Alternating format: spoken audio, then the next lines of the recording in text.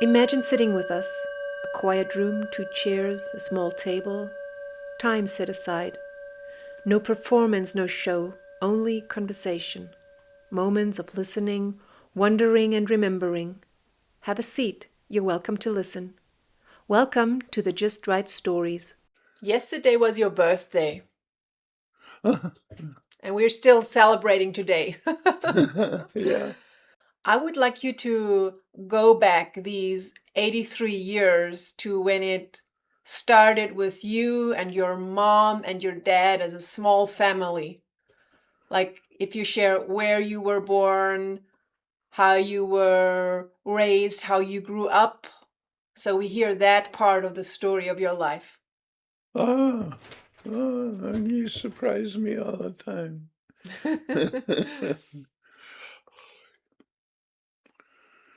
Well, I lived in Michigan most of my life. I think there were small times because my dad was from Louisiana and mom, I think she was from Michigan. So there were times when I visited Hammond, Louisiana, where my dad was from. But those were like vacations or things like that. But most of the time was in Michigan. Um, my uncle had a farm in central Michigan, and at one point, I don't know whether it was before Anne was born or I remember that we lived in the chicken coop on the farm. Uh, What does it mean a chicken coop? Is like well, it was a a place, a long, narrow building where they kept chickens. Mhm. Um, and I assume it was to save money or Mhm. had something financial, the reason that my dad, mom, and I lived in the chicken coop. I don't know if Mother Ann was born yet or not. Mhm. Um, though it's, I'm sure for my parents, it wasn't the nicest place to live, but for a young boy, Mm. wow, living on the farm was, I think, something that impacted positively the rest of my life. Mm. So there was a barn, there were 6 horses, there were chickens, there were pigs. I think there was one cow. There was an apple orchard, um, pastures. There was a forested section, and in that forested section, there was a caboose Mhm. from a train. And I never could figure out how in the world that caboose got there. Mhm.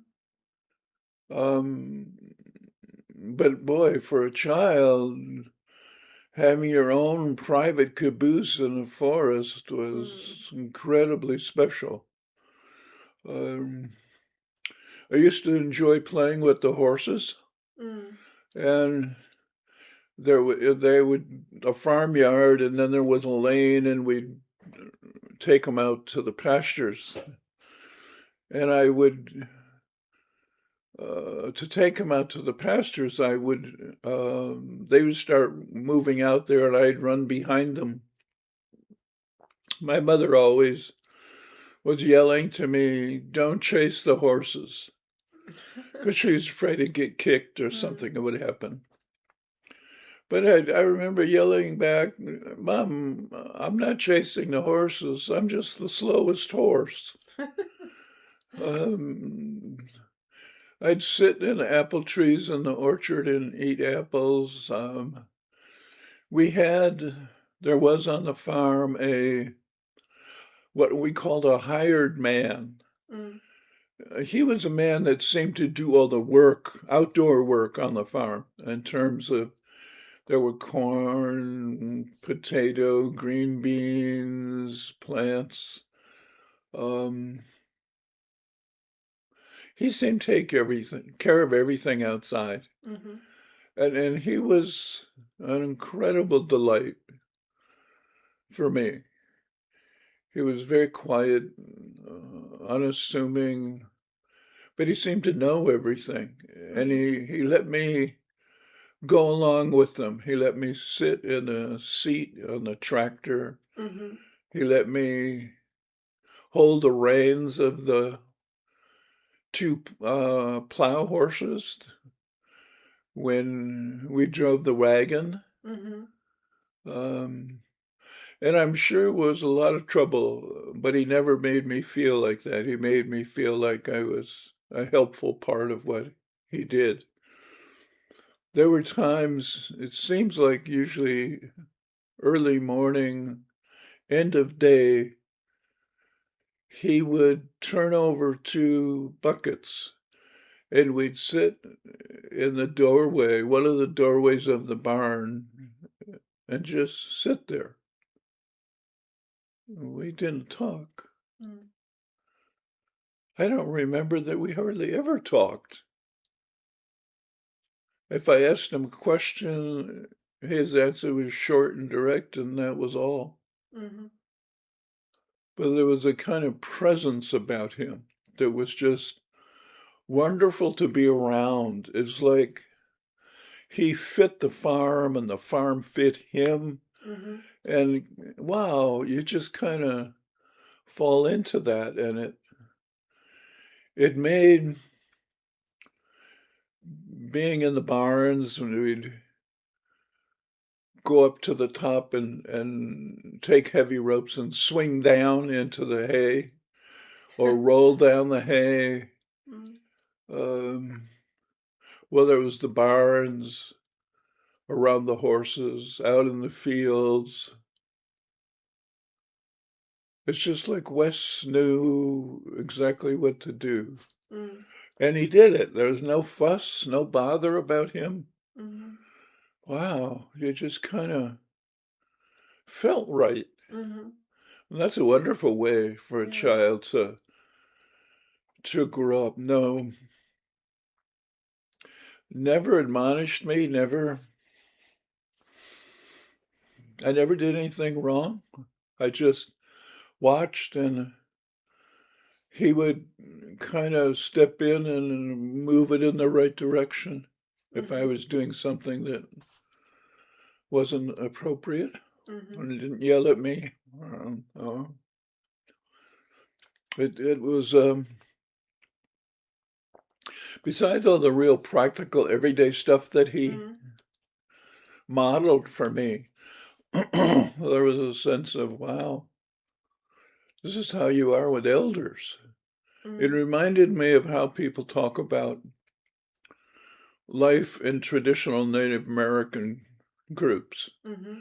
where elders were respected not just because they were old, but age had knowledge Yeah. that you couldn't get other than by being with them. Yeah. And this was like living that Mm. story. Wow, that's special. Because my aunt and uncle, they rode the horses, but they didn't seem to know much about taking care of the farm. And the same with my mom and dad. I don't think they worked. No, they didn't do anything. They didn't do farm work. Mm-hmm. I assumed they worked somewhere else. Mm-hmm. Um, but we lived a bunch of places in and around Detroit, Mm-hmm. Michigan. Um, I remember the story was that when I was, what would that be, like in second grade or something of that sort? We lived a few miles from school. So at this time, my younger sister was born, and she would take a Greyhound bus to school. But I didn't like to take the bus, so I walked, Mm-hmm. which meant that both my parents worked. My father was an accountant for a steel company, and our mother was a school teacher. So that they would leave, and then Ann and I would go to school after that. Mm-hmm. Well, for 6 weeks, I started, but I didn't go. I turned around and came home. Mm-hmm. I just spent, we lived in an apartment building at the time, and I just spent the day in the apartment, reading, watching TV, doing whatever um, but one day, well, I had to take my lunch that Mom had prepared, and I couldn't have it there when they got home. So I had to take what I didn't eat, or the wrappers and so on.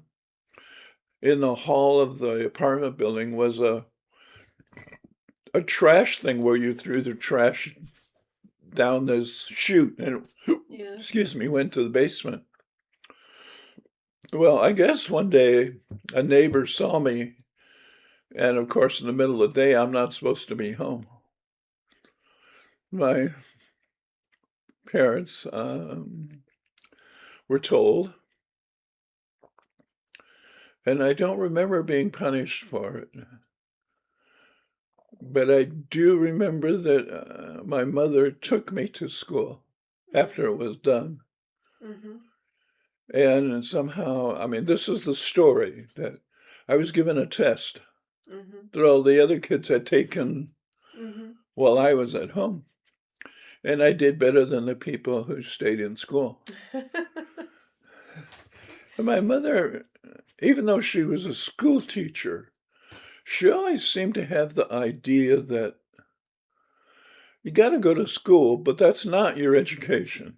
Yeah. Um, so I never liked school.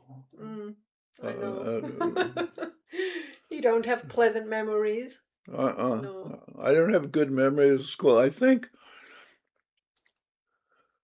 because of the staying home, and the next year my parents sent me to Catholic school. We're not Catholic. So I remember, of course, it was much stricter. Mm-hmm. Um, we had religion class, but I wasn't forced to sit. The religion class was held inside the church, Mm-hmm. but I wasn't forced to sit there. I could Mm-hmm. wander around. I could sit in the confessional booths. I could um, You mean the religion class was in the church yeah, and you could just get up and do whatever you wanted at right. that time? The church was attached to the school, like they Yeah. were buildings, Yeah. but were somehow attached. Um, But the teacher allowed you to walk around? right. Oh, that's very unusual for that time. Uh-huh. And I don't, other than it being stricter, and I remember having to take the erasers outside and clapping them to get the chalk dust off. Mm-hmm. I remember doing that, but I think I was only there a year, Mm-hmm. or and my parents took me out. Because I assumed they took me there to kind of Get you straight. get me straight. And I'm not sure that ever worked, but um, it was at that apartment building that I did something that has changed, that have had an influence on the rest of my life. I was never fond of snakes, but I lived on a farm. They were just part of it. You didn't see them much, but you would see them every so often here and there. But even though there were timber rattlesnakes there, Mm-hmm. I never saw one Mm-hmm. ever. But on this apartment building, there were areas around it that hadn't yet been built up. Mm-hmm. They were fields of grass, or mounds of dirt from where people would dump stuff. Mm-hmm. And I remember one day I saw what we called, what the kids called a blue racer. That was the name of a snake Mm-hmm. because the color was blue. Mm-hmm. And it was maybe 2 feet long, something like that. And it was crawling over these dirt mounds. And I took a piece of pipe, maybe it was 3 feet, that I found out there in the trash, and I threw it at the snake. And I missed a few times. But I finally hit the snake and killed it. And as soon as I killed it, everything changed. I was so embarrassed Mm-hmm. by what I did, I couldn't tell my parents. In fact, I never told my parents Mm. what I did. I don't think they would have punished me.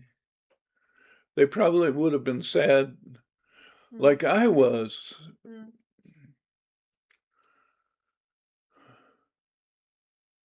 but I could feel that incredible shift from at one point where there was excitement, energy was something about holding that piece of metal and Mm. throwing it. And having done it, everything changed Mm. Yeah. completely. It was like a curtain came down, Mm. and it was just, wow. There was no need for that. Mm. It's not like the snake was going to bite me, or even if it did, it's not a poisonous snake. I manufactured the whole thing Mm. out of a fear that I wasn't even afraid. Mm. Um, and I'm sure that had an impact the rest of my life about how to be with animals, Mm-hmm. how not to be Yeah. essentially with animals. Um,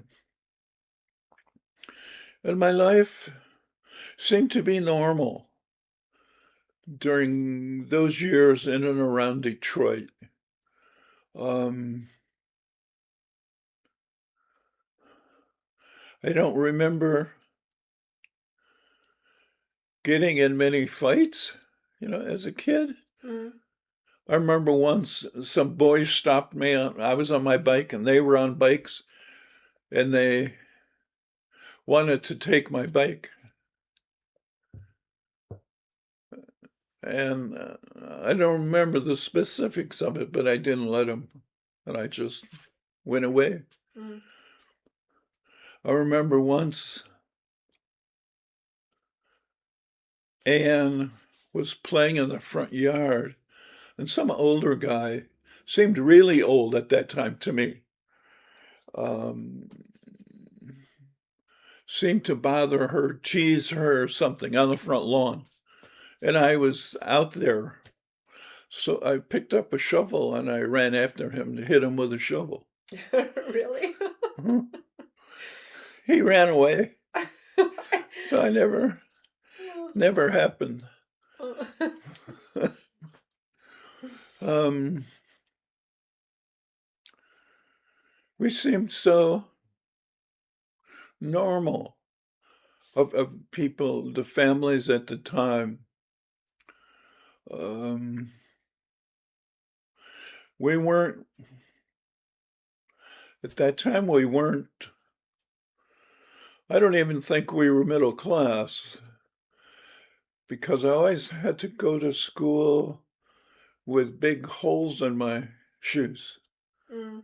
and, and with rubber bands around to hold it from flapping up Yeah. and down. And in winter, always having cold feet because the be walking in snow with the holes, and the holes were big.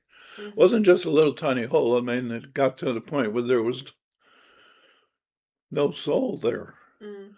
Um, And you just did it because it seemed like it was the normal thing to do. Yeah.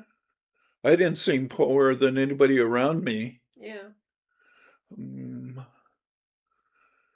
uh,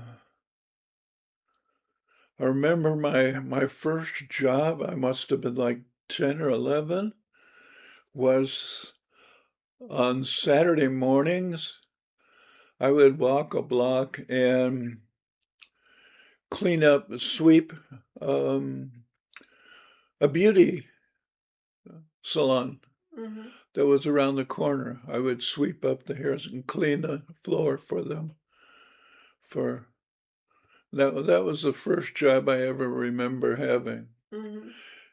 Having a job, earning money as a kid seemed important. Mm-hmm. I didn't want to, most boys especially, but girls too at that time, had paper routes because Mm-hmm. newspapers were delivered by Yeah. hand to the home. Yeah. I didn't want to do that. For some reason, I didn't want to do that. So I had to figure out other ways Mm. to I think I helped with a movie theater once, cleaning floors.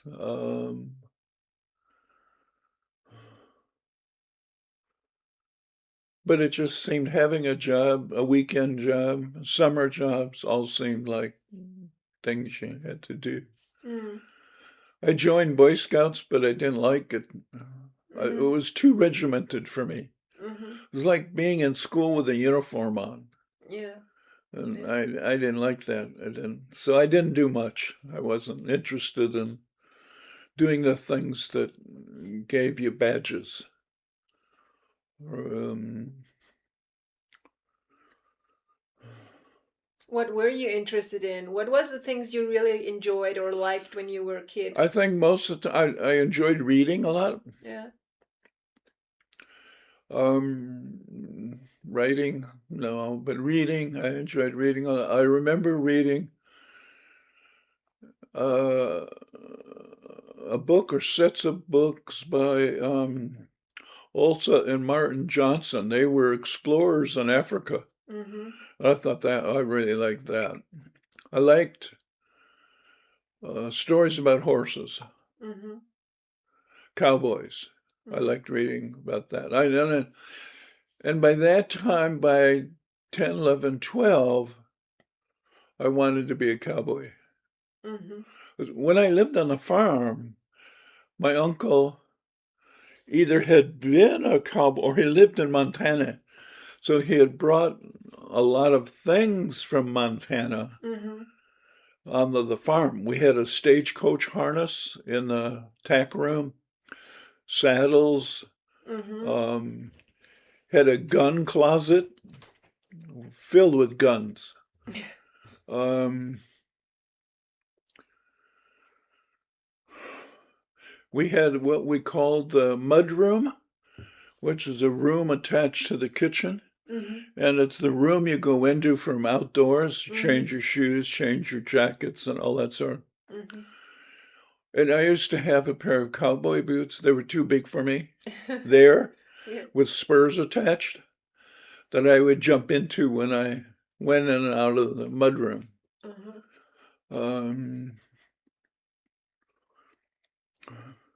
I love to read Nancy Drew mystery Mm-hmm. books.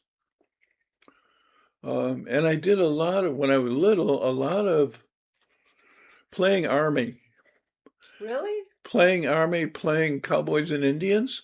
Because Uh-huh. every Saturday you go to a matinee that costs like 12 cents or a quarter, and you see two movies. And all the movies were either cowboy and Indian or army. Mm-hmm. So when I go home, I'd reenact what I saw, and other kids would do the same thing. Mm-hmm. So I had army stuff, helmet, plastic metal gun, cowboy things. Mm-hmm. Um, I remember sitting up and playing cowboys and Indians. I would set up, this was in Detroit, I set up in the backyard boxes, cereal boxes, boxes from soap, and so on around the yard. And I'd take my bow and arrow and I would shoot the boxes. And that was the Indian, and those boxes were Yeah. white people, soldiers. And once I missed, and their arrow, we had like my house, backyard, an alleyway, Mm-hmm. backyard, other house. Mm-hmm. So my arrow went through the backyard, crossed the alley, through the neighbor's backyard, and stuck in the wall of the back room of that house. Oh my God. So you really shot. Oh.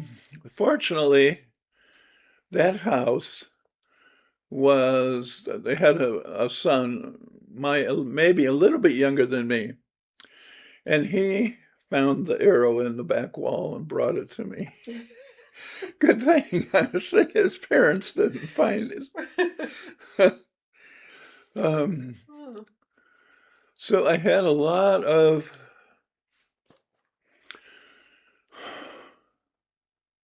pretend background in with guns, Mm-hmm. Army and Cowboys and Indians and so on. And I went through. There's my favorite Christmas movie is called A Christmas Story, Mm-hmm. and it's about Ralphie, Mm-hmm. and he wants a Red Ryder BB gun. I wanted exactly like Ralphie. I wanted a Red Ryder repeating rifle. Mm-hmm. Really wanted it. My parents were just like Ralphie's. Mm-hmm. No, you'll shoot your eye out. For real, that's what they said. Mm-hmm.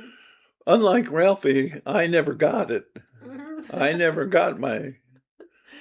Um, it was having a gun, even a BB gun, in my family, wasn't even a question. Mm-hmm. It was just solved, like it was solved from birth. Mm-hmm. No It's not guns. going to happen. Mm-hmm. Okay, not going to happen. I still wanted it, but I knew really it wasn't going to happen. Why do you think was that? Why do you think your parents were so clear about that? Because that's not really American. I mean,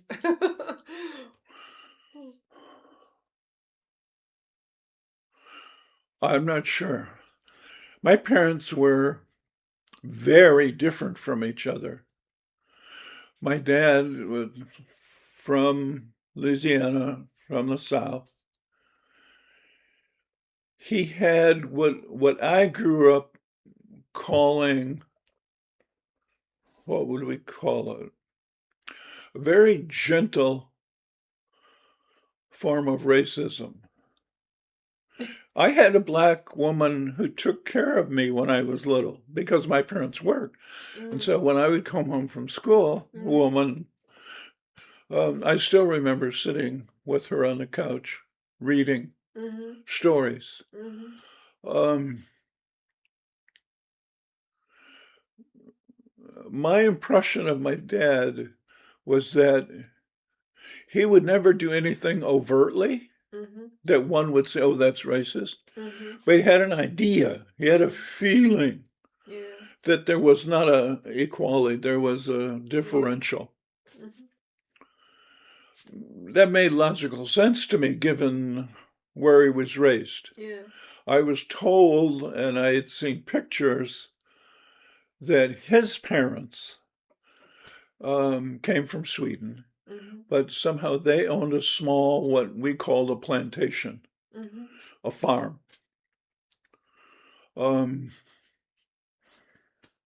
My mother was exactly the opposite. My dad was very quiet, very, and he had expectations of me that I could feel, Mm-hmm. and it was my responsibility to live up to them. Mhm. Period. No, it's not like it's right and wrong. Mhm. And it's not like if you don't do it, I'm going to hurt you. You're not going to do it because you're not going to do it. That's all. Mhm. And there was just a sense of, when it's that way, there was just such a sense of peacefulness about, well, I'm not going to do it. Mhm. Why am I worried about this? Mhm. Mhm. Um, my mother was active, much more active. She had been a nurse Mhm. before I was born, because I don't remember her being a nurse. Mhm.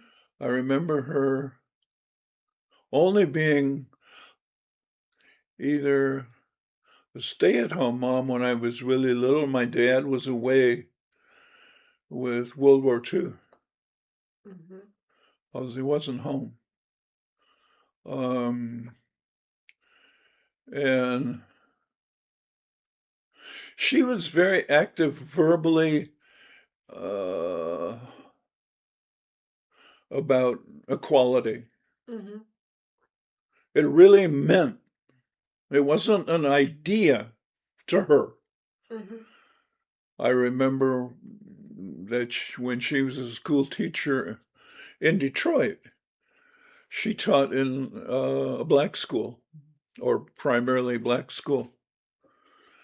It was so poor that she bought the pencils, the paper, the book, anything the kids needed, she bought out of her personal money and gave to the kids Mhm. because there was no other way the kids were going to have anything. Mhm. And I remember when I was in high school, the local primary school, a primary and junior high, we went to eighth grade in the same school, was, when I went, was essentially all white. Mhm. But then busing came into Detroit where they bused black children to white schools, and they did that to our school. And when that happened, I don't know how she did it, but my mother used to go to our school and stand on the street and help the black kids into school. Through the picketers and yelling and all that nonsense that went on then, Mhm. she would help the black kids into school and then go to her school. Mhm. She was so active Mhm. doing that that this Anne, who's 3.5 years younger than me, so it was all of the friends she had in the neighborhood stopped being friends Mhm. because the families didn't want their kids playing with Anne, whose Mhm. mother was protecting black kids. Mhm. And I remember at home once, Anne being upset, crying, and my mother really clear. Doesn't matter, this is the way we're going to do this. Yeah. That, and I don't ever remember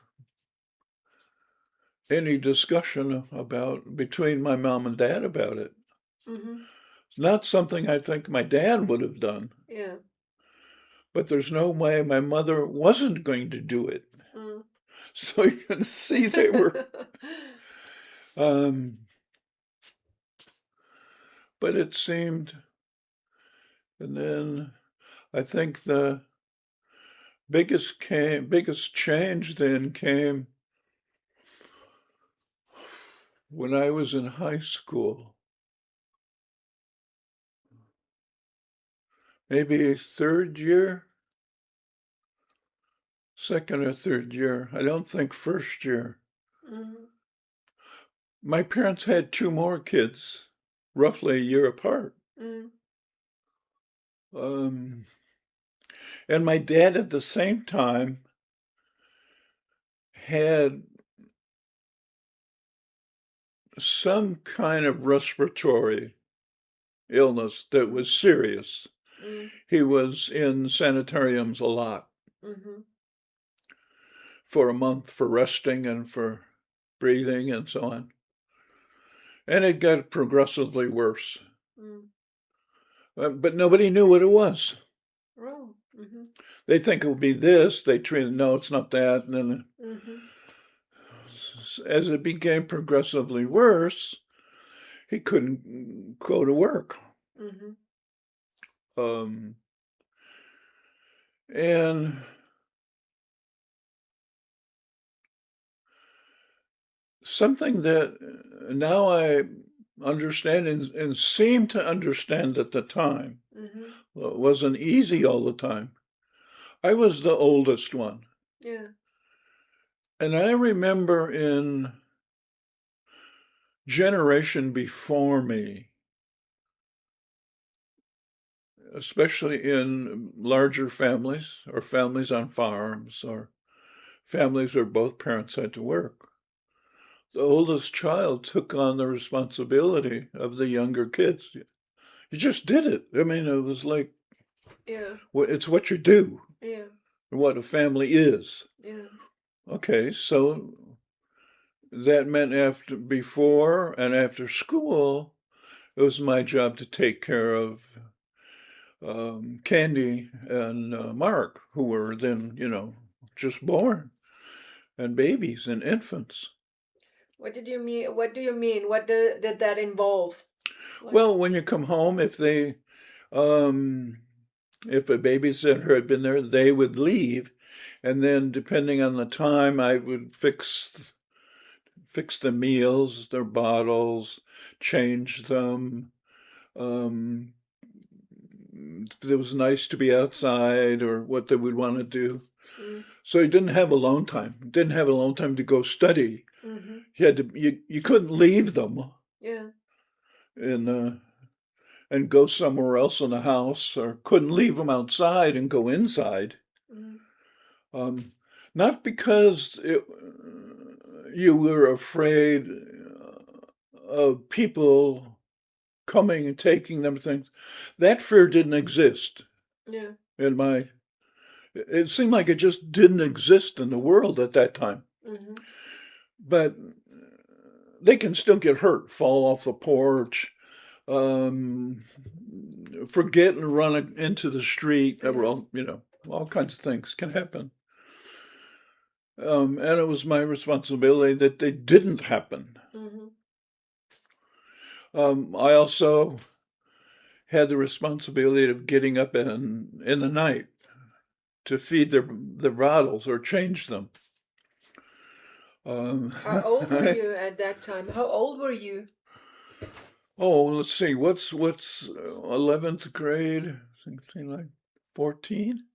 Oh, More or that's less 14. wow. That's Maybe a 13, 15, right in that age. that's a huge responsibility for. Pardon? That's a huge responsibility. I Yeah, think I do. it is. But at the time, it is because I'm tired. I don't want to get up at 2 o'clock. I don't want to. But on the other hand, it's what you do. Mm-hmm. As a parent, you know that. Mm-hmm. You don't say, well, I think I'll take a year off. And I had the same responsibility. Mm-hmm. It wasn't like, okay, I'll just sleep through and my mom will get it or my dad. That's not going to happen. So I do it. Mm-hmm. Okay. And yeah, at that time, in the night when they needed a bottle, the bottles of milk were glass. Mm. Yeah, I remember. and you heated them in a pan of water on the stove. Mm.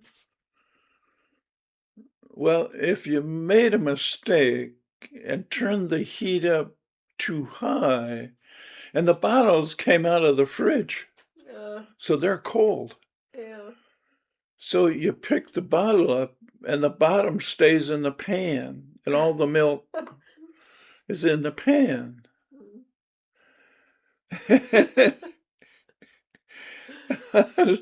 Hmm.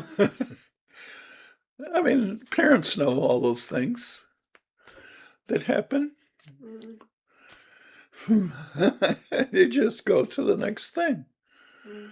Oh, Candy and I got a good laugh out of the fact because I've told her as an adult that once when I changed her diaper, there was at that time they had cloth diapers Yeah. and you had metal pins. Yeah. And the technique was to put your two fingers between her skin and the diaper. Yeah. So when you put the pin in, it would go in you, but not her. I don't know how I did it, but I did it and pinned it. And But I she can. was crying, saying, "Well, Candy, you go to the bathroom again, or I just did this." And I take it out, and I pinned the diaper right through her skin to her. Oh my God. Now I can laugh, and now Candy can laugh. At the Oh. time, oh man. So there was, barrages, myriad of things that I don't remember doing as that parent role Yeah. at the time. And,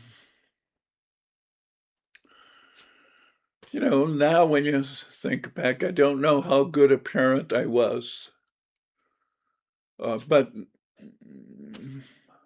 at the time, you don't evaluate it like that. It's a job you need to have done, so you do the best you can and get on with it. And mostly you repeat the patterns that you see, isn't it? That you repeat the patterns that you see around you. So that is Yeah. like the normal thing to do. Uh-huh. I remember another one of my not so proud moments. We used to, as a family, we used to go somewhere for summer vacation all the time. A Mm-hmm. week, 2 weeks to Yellowstone, to somewhere Mm-hmm. traveling. I loved that. Well, this summer, Mom and Dad sat Ann and I down in the living room and said, "We have a big surprise for you." And all I could think of is, wow, where are we going? Or Florida? Where are we going on vacation? And then Mom said, "We're going to have a baby."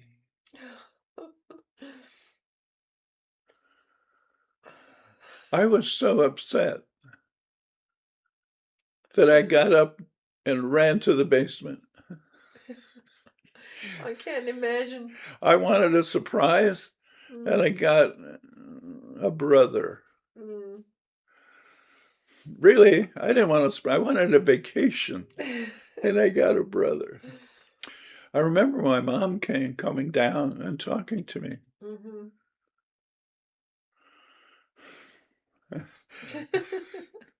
And then, okay, then within the next year, Candy came. And um, and my dad got sicker and sicker. Mm. In my head, I wish I had both of them, mom and dad, to go through the timelines of this Mm-hmm. because they can. I'm not sure of the timelines Yeah. of it, but at some point during that time, my dad spent most of the time sitting in a chair Mm. with oxygen tank, big oxygen tank next to him. And, at first he could get up for meals, and then he couldn't. He had to, um, for whatever the reasons, my mother at the time became what I'd call now an alcoholic. Mhm. She would come home from school, lock herself in the room, and drink. One of my frustrations that my brother knew, Mark, he liked to do things, or he did things Mhm. that were bothersome, let's say to me, that I had to do something about. Mhm. So I'd correct him. Mhm. Then he'd go to my mom's door, knock on the door, and say, "Can I do that?" And she'd say yes, Mhm. which would contradict what I said. Mhm. And he would say, "See, I can do that." Mhm. Well. And I didn't have the knowledge or capability to handle that situation Mhm. well. Yeah. Um, I remember twice during that time we had to call the ambulance to come get my mom because she was just out of it. They would come put her in a straitjacket at home and You take mean her. because she was like aggressive or why? Oh yeah, aggressive in the I didn't aggressive in the sense that she was flailing. She Mhm. wasn't just lying in the bed calmly, Mhm. yelling or crying. She had all that, but she was arms fighting, and once I had to hold her down before the ambulance came. Mhm. Um, and I remember one time that my dad was up and my mom stabbed my dad with what do you call it, um, a large like fork used for turkeys and so on, a meat fork. Mhm. Um, and I was there. I watched it. I saw it. And that was all that happened. She did that. I mean, it seemed like the rest went into. We must have called the ambulance at that Mhm. point, but I don't remember doing that. Mhm. I don't. And it was after that. It was around that whole time that my parents got divorced, Mhm. and my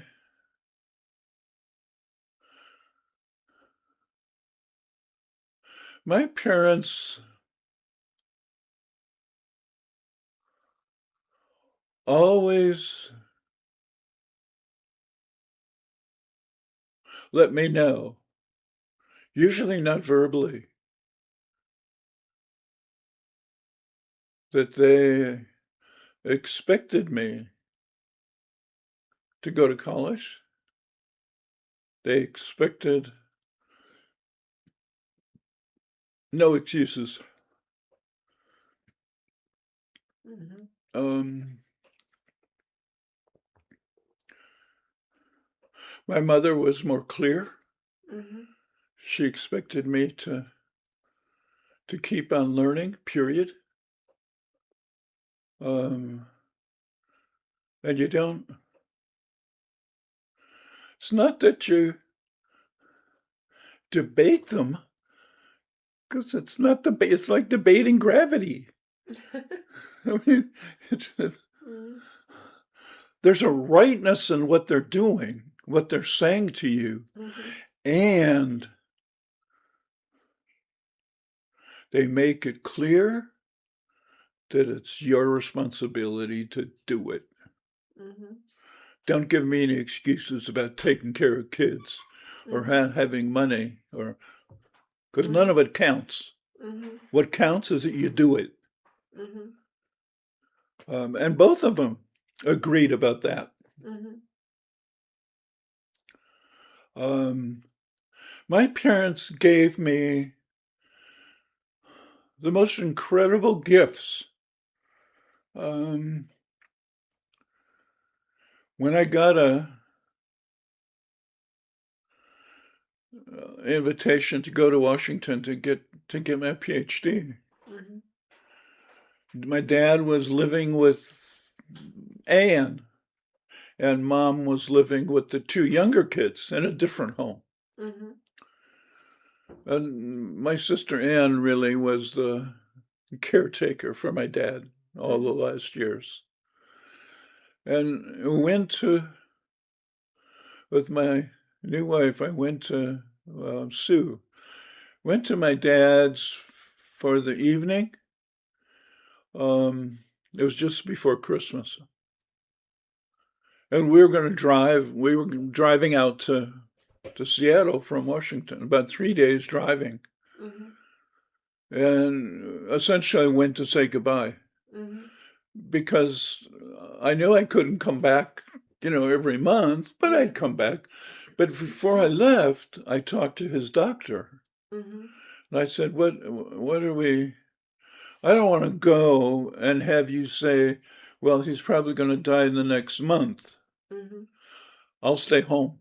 Mhm. But if you tell me it's okay to go, I mean, he's not doing really well, but certainly 3 or 4 months, Mhm. 5, 6 months, it'll be fine." Mhm. Okay. So we left. Mhm. And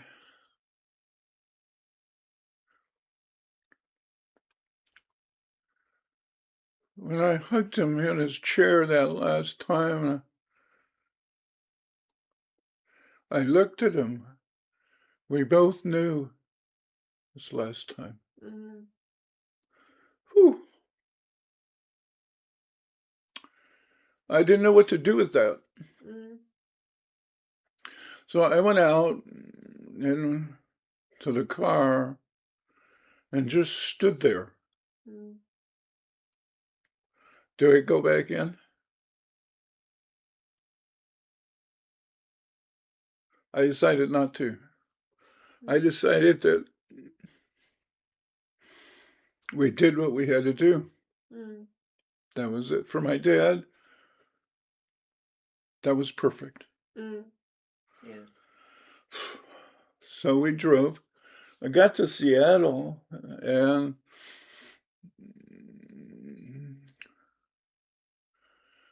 that morning, a knock on the door, and it was the Washington State Police. And they said, "Oh, you're Fred Donaldson's?" And yeah, yeah. And they said, "We've been looking for you. Mhm. Your father died." Mhm. Hmm. On the way out. Yeah. So then I went right back home and took care of, helped Ann do funeral stuff, and went back to Washington. And the night that I got back,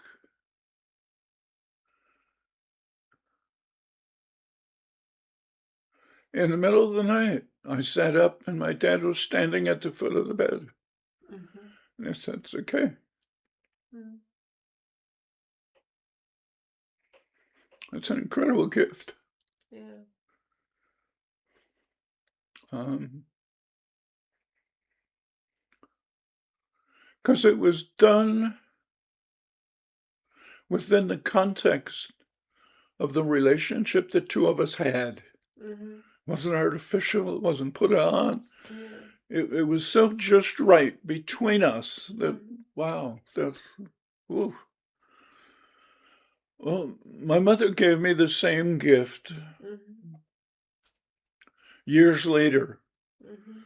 I was living in Montana, and she's still in Detroit. Mhm. At that time, I think she was on and off living with my younger brother, and I could never tell where they were. They used to call me up because they fought all the time. And at that time, all we had was landline phones. Mhm. So I'd pick up the phone and it'd be my mom. And she'd be yelling and crying, and Mark would be in the background yelling and crying. And I just put the phone down. Mm-hmm. Go do what I needed to do, come back, pick it up, and they're still doing it. I said, don't go on. You would just let her yell and do all this stuff? Yeah, a couple hours later or whenever, I just say, okay, I've got to go by. I knew I couldn't. There's no way I'm going to help them. Mm-hmm. They've created that. They've created that relationship for years. Yeah. And they need to. So it was like that. I never got a phone call except it was that. So, Okay. so one day I got a phone call. That's my mom. Mm-hmm. So I'm getting ready for this. Mm-hmm.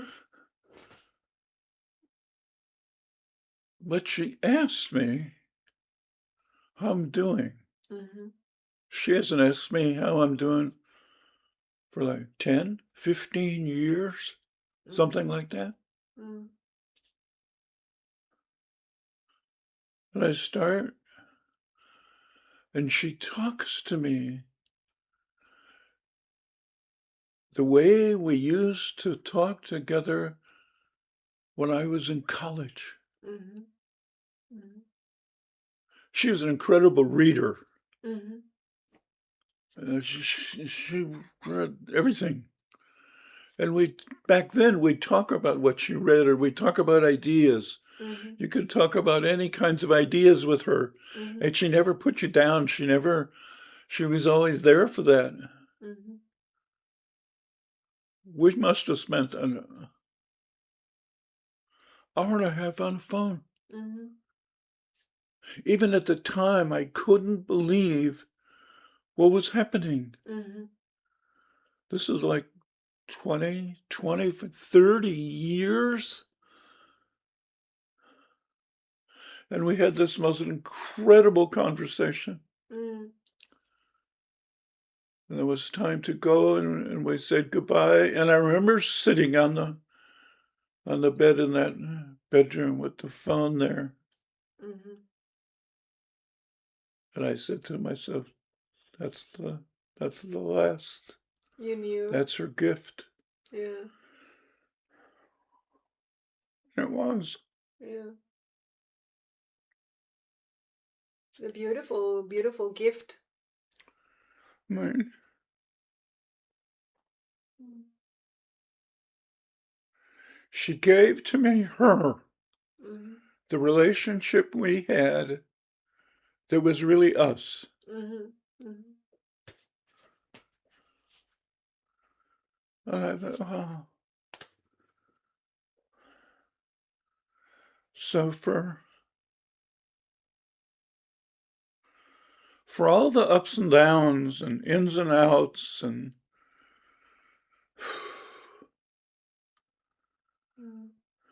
of my relationship with my parents, they gave me exactly who they were. And that's who I remember. Mm-hmm. Um,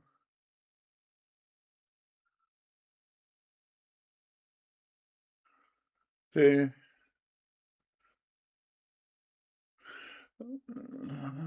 it seems to, I remember now well, I had the same kind of situation with Anthony Tien. And I asked myself, I don't have money to give to them.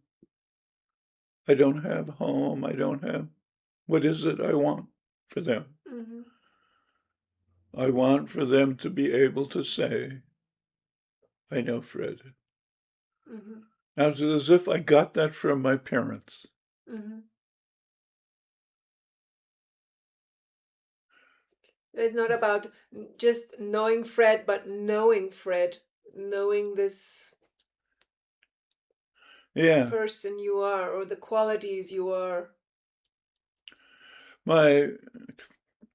Especially my sisters and I have talked a number of times, and they don't recognize the parents I had. Yeah. Yeah. They never got to live with those two. Mm. Both of my parents were very clear a number of times to me. Mm. Look, when you get married,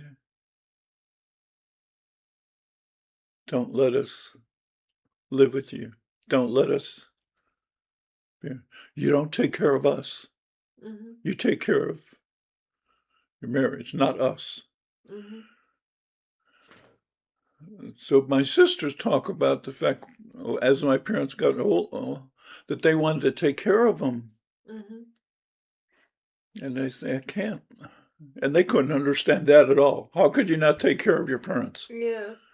Yeah. Because they had different parents than I had. Yeah. Yeah. It's a I different thought, relationship. wow. Yeah. And you had already given a lot to the family by taking care of your younger siblings. Yeah, it was. Uh, my dad wrote me a letter before he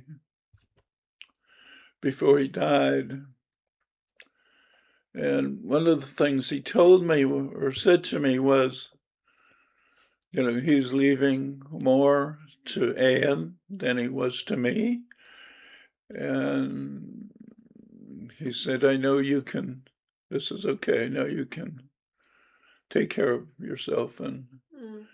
Anne may need. And there was,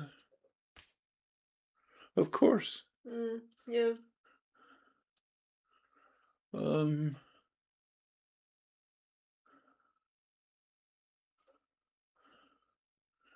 yeah, they were.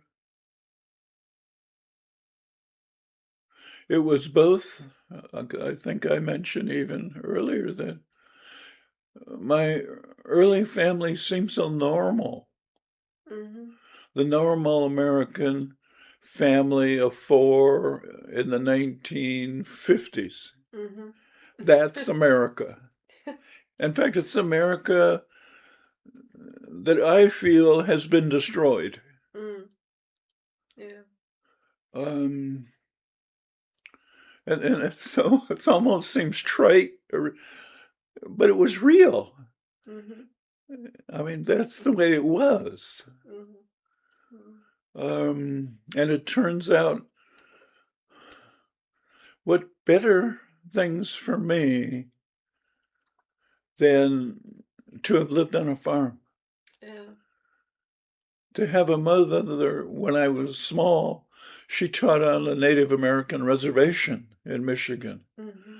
and she would take me with her. Yeah. But because she was very easy about the difference between school and education, she didn't have me stay in the classroom. It was a one classroom with all the kids, from 7 and Mm. 5 to 15, all Mm. on the same. So I could wander around the reservation and usually find elders to be with.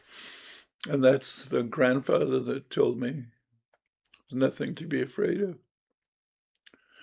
I remember one time we drove up and there was a big 2-story house in front of us.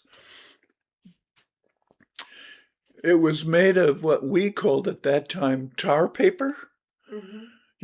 Tar paper. Mm-hmm. It's a black Black. Yeah. construction. I don't think they use it anymore, but they Yeah. did. Mm-hmm. And outside the house, there was on the lawn a tent, a small tent. And I saw the tent and I made some remark about, oh, wow, a tent. And I started to get out of the car, and my mother reached over and stopped me. Mm-hmm. Said, Fred, that's not a toy. That's somebody's house. Mm-hmm. And I remember sitting in the car looking. It can't be a house. Mm-hmm. It can't be a house. It's got to be a toy. Mm-hmm. Not until I calmed down did she let me out of the car. Mm-hmm. So there's no way to understand that. Yeah. So she opened me to a way of seeing that there are other existences going on Mm-hmm. Yeah. around me, not just what I know. Mm. Yeah. And my dad was the same thing, at a different, seeing the house he lived in Louisiana, Mm-hmm. and hearing him talk with his brothers or his family. It was, his talk was like listening to honey. And because a northern speech, like my mom's speech, was very clipped, Yeah. staccato, and his was like a river. It was, wow, this is. Mm. And his family, they came from Sweden. Mm-hmm. His parents, or must be his parents. And because the guy at immigration didn't hear them correctly, what was written down was Donaldson, the way it is now. But that wasn't the name when they came. Mm-hmm. The name is much more Donelson. Mm-hmm. And at one time, my grandfather had a store, a small general store at that time, in Hammond, Louisiana. And my grandfather was going to run for a local political mayor or something Mm-hmm. like that. And at the time, Louisiana was run by a political cult, we'll say, a political group. Mm-hmm. The name escapes me of the man who ran it. But the man who ran it didn't want my grandfather, to Mm-hmm. be mayor. He wanted his own mayor. Mm-hmm. So they burned down my grandfather's store. Mm. Well. That was the politics of Louisiana Mm. at the time. And I wasn't until my mother and I would talk about the family, because my dad's family fought on the south side of the Civil War. Yeah. My mother's family fought on the north side of the Civil War. And I still have a little kitchen knife and a letter Mm-hmm. written by a man from my mother's side who was a prisoner in Andersonville prison in Georgia, Mm-hmm. the most infamous Civil War prison. Mm-hmm. And he escaped by using that little knife and cutting a hole in the wooden railway cars Mm-hmm. and escaping through the hole. Mm-hmm. So, and I have that. So my family is Mm. really integrated with seemingly opposite and opposing ideas. Yeah. Yeah. I can see that. And I got a chance to feel them all. To feel them all and weave them together kind of in a very different way. Mm-hmm. And my mother and dad, for as sincerely as they both felt what they believed, Mm. I never felt any force at all Mm-hmm. to believe one way or the other, Mm-hmm. That's amazing to me. ever. Yeah. And that's amazing. That's really amazing, yeah. Mm. It was, there was,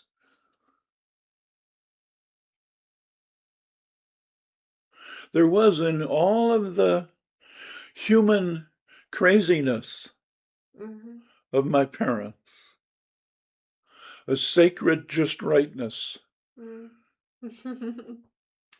It's so funny that you say that because that's what I wanted to say. It's like in all the craziness that happens around us or in our lives, there is this. You call it sacred. I say that they're the gods underneath. It's the current of the way your ways have to lead, so you can be where you have to be and meet who you have to meet. Just you get formed into the person that you are, or the that you're becoming. I was faced with challenges. Mm, I didn't have to make them into contests mm, or fights. mm. And it was, now I laugh and I say, God was playing me from the beginning Yeah. Yeah. and giving me situations that I could fight. Mm, But he gave me models all the way along mm-hmm. to choose something else. Yeah. It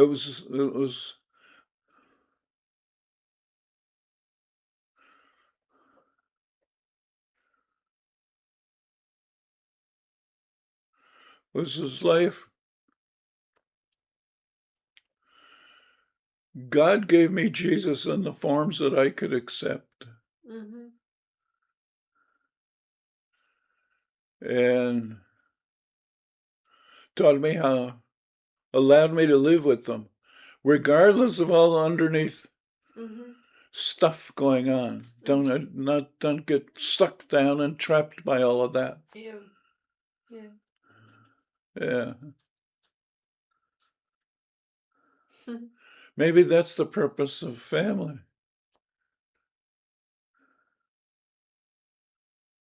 Huh.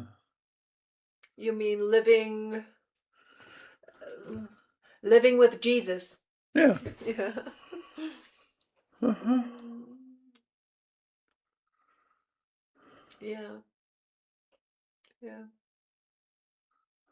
And recognizing the gifts each person brings into your life. And recognizing, The gifts. yeah, Yeah.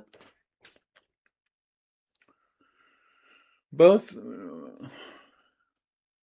realizing the gifts at the time Mm. in terms of practical living experiences and and then being able to coalesce those into saying, yeah, there's a pattern. I never thought about until now with your question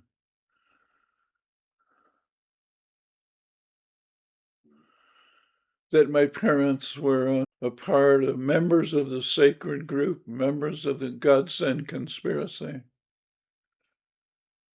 that created me. What a wonderful way to be able to think of your parents, your family, Mm. that wasn't random. No. It's from the outside, it's how I experience your family. Mm-hmm. That your family is not random. No. It's just like the next. Mm. I feel that everyone is playing a very specific part in a very bigger picture. And I just love just watching it grow. It's really, really just wonderful to feel it's just right. It occurs to me